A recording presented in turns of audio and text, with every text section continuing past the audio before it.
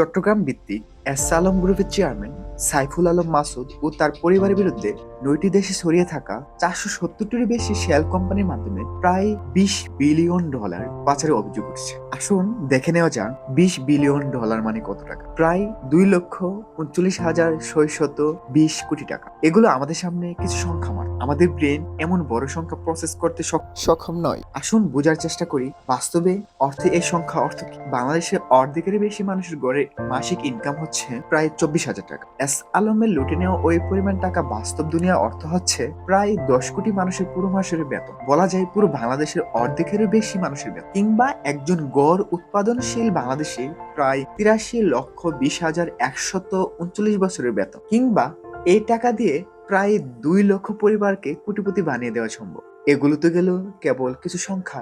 এবার চিন্তা করে দেখুন এই পরিমাণ টাকা দেশের ভিতরে যদি যথার্থভাবে দেশের অর্থ সামাজিক কাঠামোর মধ্যে বন্টন হতো, তাহলে দেশের সামগ্রিক অর্থ সামাজিক চিত্র বা কেমন পরিবর্তন হতো।